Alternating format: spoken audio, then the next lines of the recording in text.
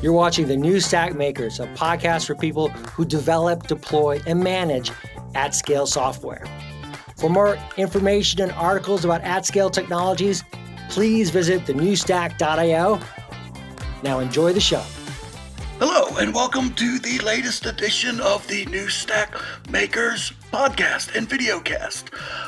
Today we have Circle CTO Rob Zuber online, and we're going to talk about a recent security incident that CircleCI was struck by and quickly responded to.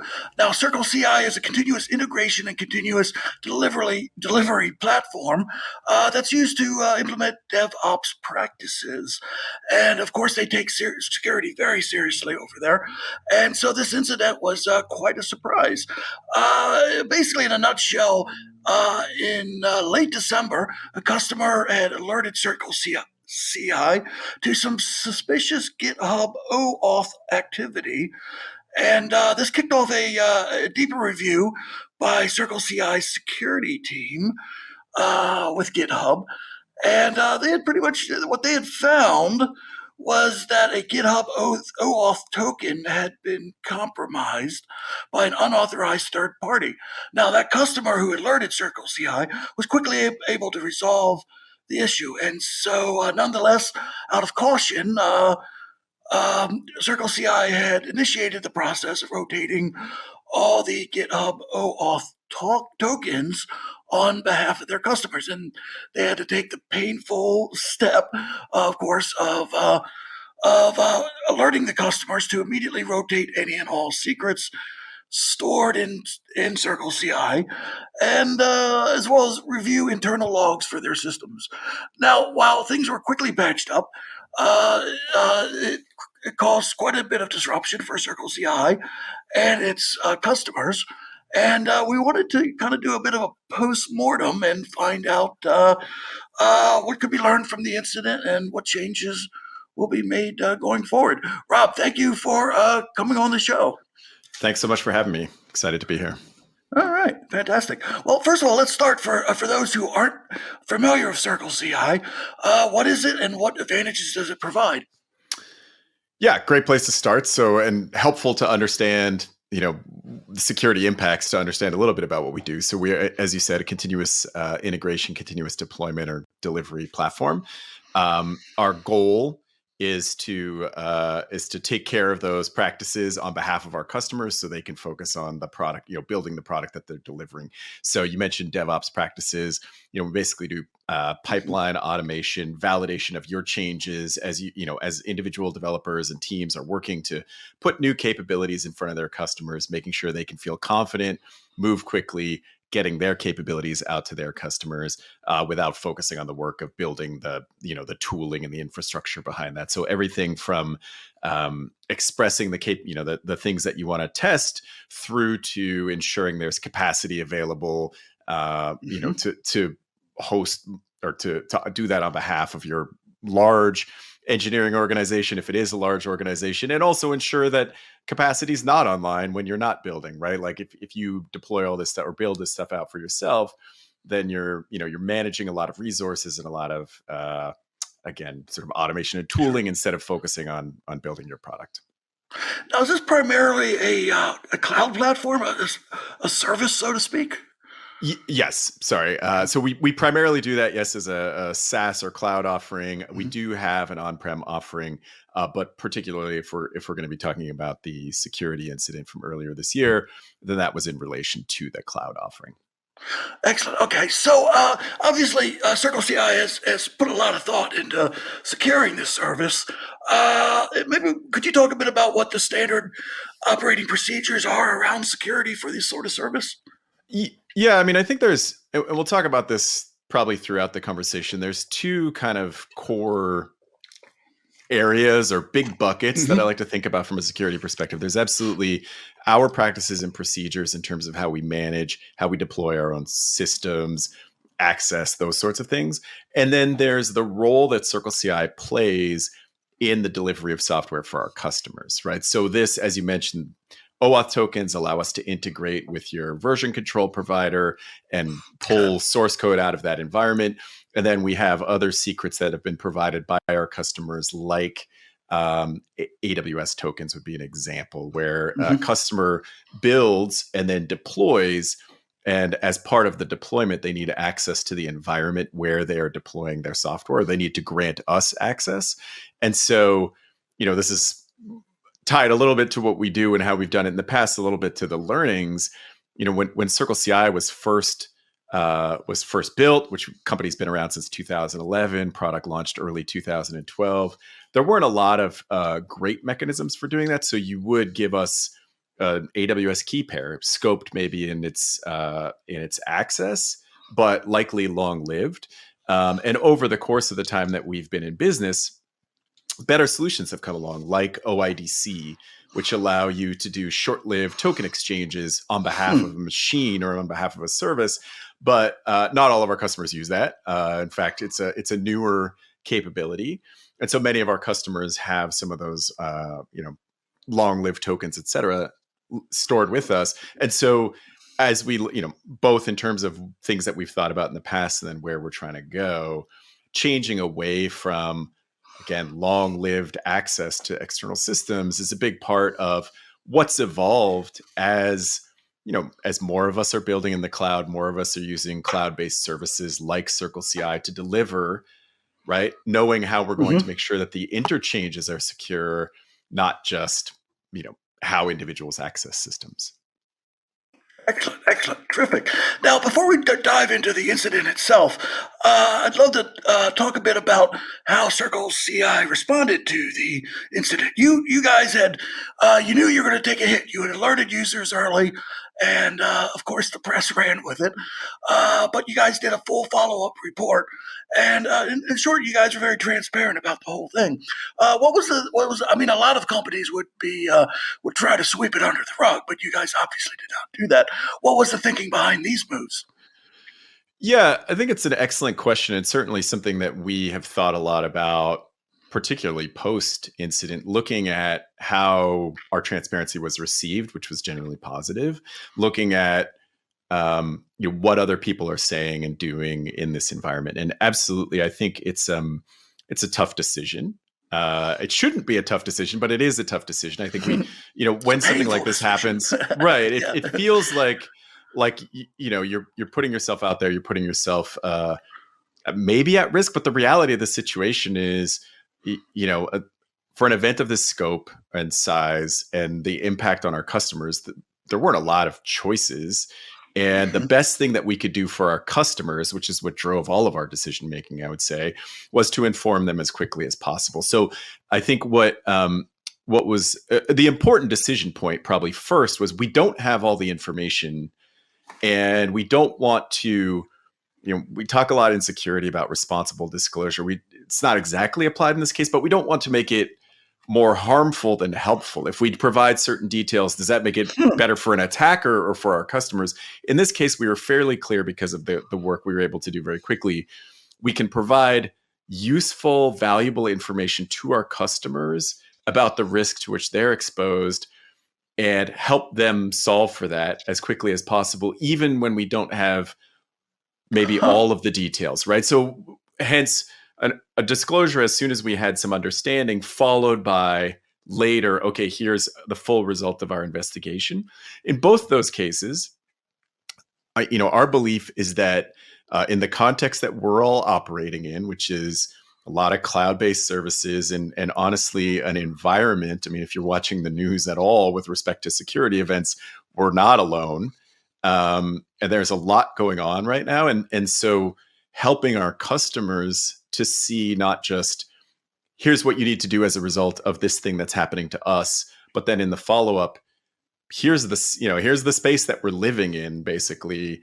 And here are some other things that you can consider about your own environment, right? So the initial disclosure was about here's how you may be impacted. The follow-up disclosure is one, helping you understand how that came to be so you can understand more about our systems. But two, this chain of events could also occur on your systems or to your organization. Therefore, the additional transparency is ideally helpful. maybe even to folks who aren't our customers. I mean, this was all published Mm-hmm. publicly, not just to our customers. And part of that was we didn't have, for the number of customers that we were informing, the best way to do it was to put it out publicly and sort of try to communicate on as many channels as we could find. We used Twitter and status page and email and screaming from mountaintops, sort of like, this is an important thing. Please go, because our customers were required to do some work of their own. I think that's a really important point in there, because we had access again to secrets that they had stored on our platform, and we needed them to go take action based on that. So informing our customers again as broadly and quickly as possible, and then ensuring in the follow-up, not just here's how this happened, here's what you want to know about us and our system, but here's what you should know about the current context effectively from a security perspective that we're all operating in, and how you can better protect yourself. Nice. All right, so let's dive into the initial occurrence. This was the day before New Year's. Maybe things were slowing down a bit for the holidays, but you were alerted to some suspicious activity. Yeah, so we were informed by one of our customers that you'd said it earlier, there was some access using one of their OAuth tokens, and we know that the OAuth token, I won't go into great detail, but for people who don't know what it is it's provided to us on behalf of the customer. And so it only makes sense for us to have access to it. And so to see it used for something that didn't fit the pattern of how we would use it from within our platform alerted this customer that something wasn't quite right. They contacted us, and we started investigating that, and started rotating just the OAuth tokens on behalf of all of our customers, because we didn't have clarity yet about how that had happened, but it didn't feel right. And so, we wanted to take action on what we understood. And then you're right, that was I think it was a couple days before New Year's, but it doesn't matter, like the tail end of December. And then it was on the 4th of January that we got full clarity of the broader scope through our investigation. So, these types of investigations, there's not much to go on at the beginning. There's you're looking in a couple different places. Then we started to understand what had happened through our systems and logs to understand what had been extracted or exfiltrated. And then we were able to use that to get a full picture, at which point we knew we needed to communicate more broadly to all of our customers the potential impact, because it's things that are stored on our platform but can be used off of our platform. The potential impact is likely bigger than the actual impact, but we can't necessarily see and measure all of that. So we had to go as broadly as possible, as quickly as possible, again with the goal of protecting our customers and informing them. So much of what I guess to sort of the flow, much of what had occurred, we realized had occurred before, obviously, the end of December. That was the point at which we started to investigate. And then we detailed the full sort of timeline in the report, which is public again, so anyone can go look at that full details. But from there, at the 4th, we both effectively locked down the system, meaning including rotating all of our machines just in case there was anything left behind, that sort of work, plus changing a bunch of access points, et cetera. Again, it's detailed in the report. And then communicated that out. And from that point forward, we're mostly focused on helping our customers understand the impact, understand how to make changes in their own systems, and then investigating the full, all the way back to make sure that we could get those details out and share those with customers. Terrific. Now, I guess tokens are used for individual specific activities. So maybe what was the thing that alerted the customer was it was being used outside the norm? Yeah, that's exactly right. An access pattern that didn't align with what would happen in its normal usage. Wow. So, just given the number of tokens that you and your customers must have, at the initial investigation, that must have been crazy. You're looking at all the patterns of all the tokens for anything unusual? That's crazy. Well, our investigation was about understanding the full scope of what might have been accessed from our system. And then what we were publishing out, as I described a little earlier, like if you have a secret that was stored with us, if you have access to that, then you could use it outside of our platform. So helping customers understand where that might have been used and how they could identify that, right? So that's effectively many folks have in place logging systems, also access to audit logs of their third-party systems. I mean, in the environment that we're all operating in now, where we're primarily using a collection of cloud services that are interconnected, being able to see events across those services is a big part of how all of us, not just CircleCI, but many in this industry, are now looking at security, right? It's collecting those events and being able to see patterns across them. And so it's a fairly big part of most teams' security practices at this point, is really that audit logging across the services that you use. Like, I think historically, and this is something we address just from a code perspective, but now also from a security perspective. Historically, we owned the majority of the code that we wrote. That we were running. We would build it all ourselves, write all the code ourselves. And now we're living in a world of, third-party libraries, third-party services, operating all of that on top of someone else's cloud environment. And so getting that view that says, this system's talking to this system, it's taking this action, is really a critical part of many organizations' security practices at this point. And so giving folks the information to say, these are some things you could go look for.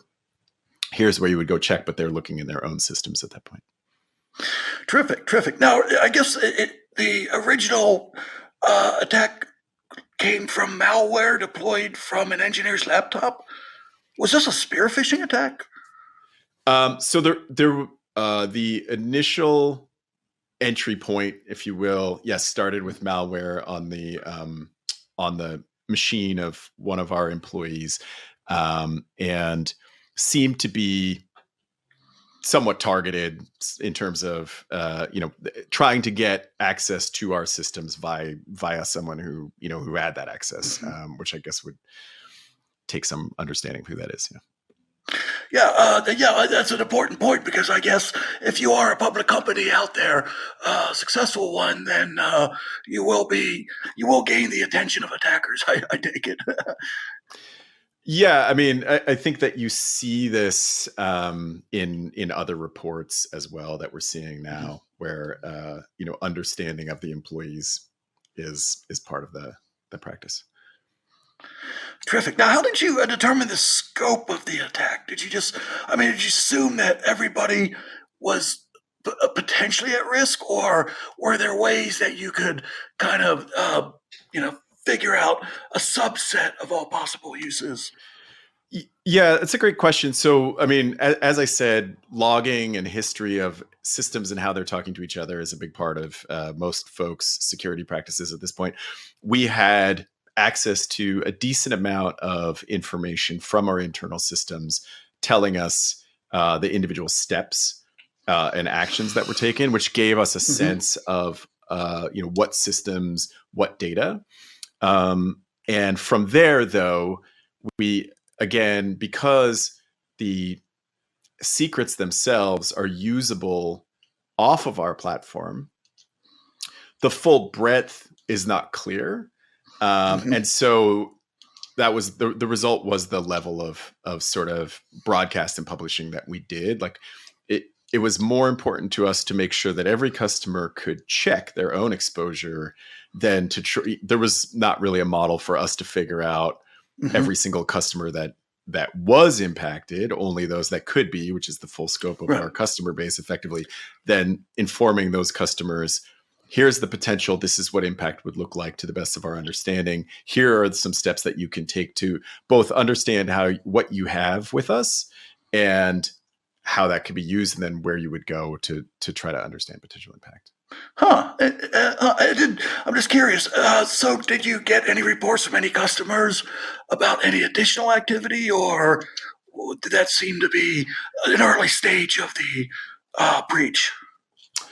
So we did highlight in our report that there were only a very small number of confirmed reports back to us, but there's no obligation from our customers, obviously, to tell us specifically what happened. So we have some sense, and there are a few customers that we talk to directly, but But there's not a direct feedback loop there, if that makes sense, other than people who chose to talk to us to get more information or where we were able to provide additional thoughts on how they could look for for impact on their side.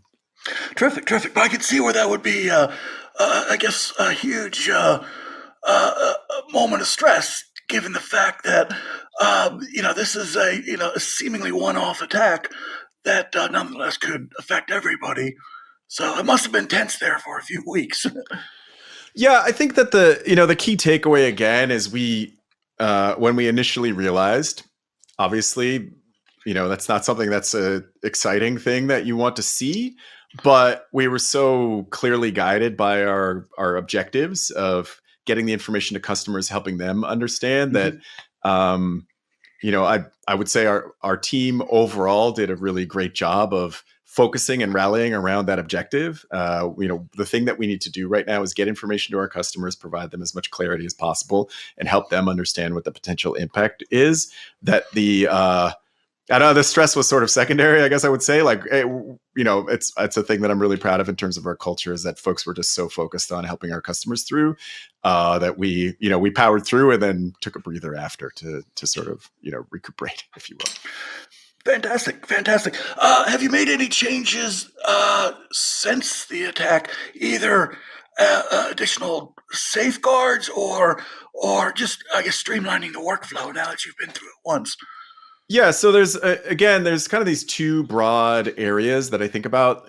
One is the product the delivery and our own processes, and of course we've made changes. We detailed some of them in the report in terms of scoping down access, thinking about like some additional factors of authentication into certain systems. But we are a DevOps shop ourselves. We have a you build it, you run it philosophy, and so we've had to make a bunch of changes around tooling and how we manage that sort of stuff. And I don't know that those details are that exciting, but many things have happened from that perspective.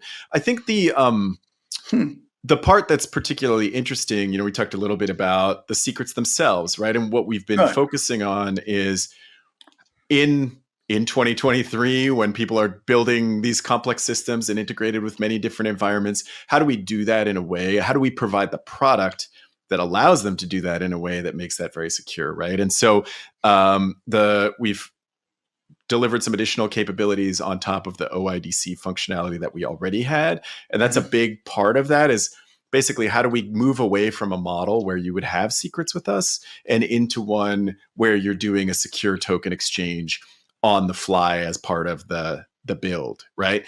And so again, yes, we can always enhance our, how we're managing things ourselves in terms of our delivery and in terms of the system that we're running. But if you are in a position where the exposure inside that system is these short-lived, tightly scoped tokens, then you're, the overall sort of potential is massively reduced in the future. So we're split between those two things. Like again, there were a few things that we've reduced scope, enhanced capabilities internally, but the place that we're really interested is helping not just changing our product, but helping the industry move forward in terms of how can we do these things in a way that continues to allow us, again, as I said at the beginning, to focus on delivering the product that our customers are trying to deliver a product to their customers. How do we allow them to keep focusing on that, but to do so in a way that doesn't create this kind of exposure for them? All right. Fantastic. Well, we sure appreciate you being candid. We are hoping that your experience can be a valuable lesson to others out there. Any other ideas that you think we should mention? Well, I think that, the big takeaway for us, and we talked a lot about transparency, is it was well received, honestly, in terms of just putting out a lot of information and doing our best to help our customers be informed. And you highlighted at the beginning that that's not necessarily the reaction of everyone that runs into this type of situation, but the outcomes for everyone are much more positive. Like I think a lot of again, our customers and even folks who aren't our customers were able to learn something about their own practices, about their own potential risk and what their business could be exposed to, in a way that if we try to brush all this stuff, I guess, sweep it under the rug, to use your expression, we're not going to help ourselves. And so I think, getting to a place where we feel comfortable saying, hey, this is a thing that happened. Here's what we learned, like really putting that out and helping others benefit from it, is an outcome that I think we should all be shooting for, just so that we can, all be in a better position as we try to, ideally focus on building the thing that we're trying to build for our customers, not on, dealing with these types of events. All right, fantastic. Well, Rob, thank you so much for taking time to talk with us. It was great chatting with you. Yeah, thanks for having me. And thank you, listeners, for tuning in. And we'll see you in the next episode of the News Stack Makers. If you like this video, please give us a thumbs up. And if you'd like to see more videos like this, you can always subscribe to our YouTube channel. We're on all the major social media platforms. You can always find us at thenewstack.io. We hope to see you soon.